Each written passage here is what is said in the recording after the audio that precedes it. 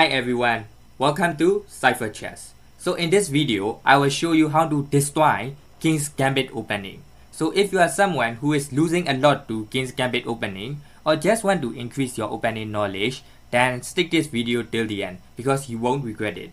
So without further ado, let's get started. Okay, white plays e4, black plays e5, and then white plays f4, and we have the King's Gambit on the board.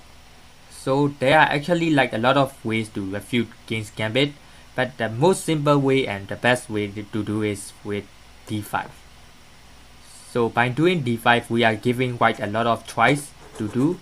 So white can take this like this, or take this pawn like this, or even play some move like king to knight to c3 or something like that. So what will white do? So if white takes this pawn like this, then it is dead for the white, because queen to h4 is basically the winning game. So if white blocks like this, and then we can check it like this one. And if white doesn't block and like move his queen, move his king, then we can give bishop to g4 check. And then if knight blocks it, then we can simply take this one. This knight can take the queen because it is blocked, it is pinned by the bishop, and then we can take it with the pawn on the next move. Okay, let's go back a little. So what if white takes with the pawn instead? Well, we can just take this pawn back, and then we are actually threatening to take this pawn right away. So if white blocks it like this one, then we can give check now. And then if white blocks it, then we can simply take it. This pawn can take it back because we can capture the rook. And then we are also threatening for pawn advance, and then giving a discover check, and also taking the rook and promoting to a new queen. So this is also winning for black.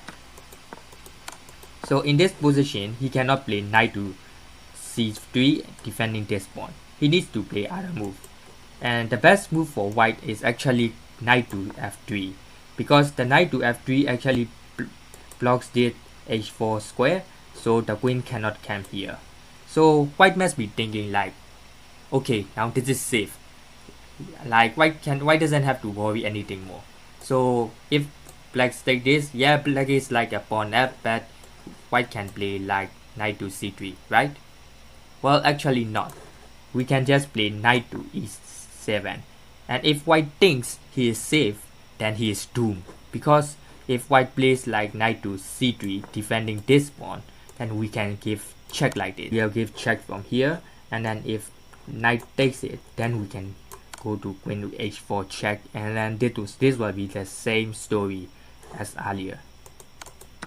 So in this position, even if like white tries to stop this bishop from coming, for example like playing like pawn to h4, like stopping this bishop from coming here, then we can still play like bishop to c4. And if he thinks he is safe again, then he's wrong, because if he ever play knight to c3 defending this pawn, then we can take this with check. He cannot take with but knight because his queen is pinned at, and if he takes with the rook, then we will simply capture this knight, and if he captures back, then we will take the rook. And then white is basically 2 points up, and this is the king will have to move somewhere. Even if he blocks it with the queen, the king will still have to move it, and then we will have a tone of advantage on our side. So basically like we make like 3 attempts, and if white ever thinks he is safe in one of them, then he will lose the game. So the first step is in here, like after the King's Gambit starting, we will play d4, and then if he takes it with this pawn, then he will simply automatically lose. And if he takes it with this one, then we will take it with this one, threatening this pawn, and then also having a major threat on h4. So white will have to defend this one. If he thinks he is safe, then he will lose the game, and that is the first one. And then if he defend it, then we will still play bishop to e7 and threat it again for the second time. And if he thinks he is safe and defend this pawn, then he will lose like this.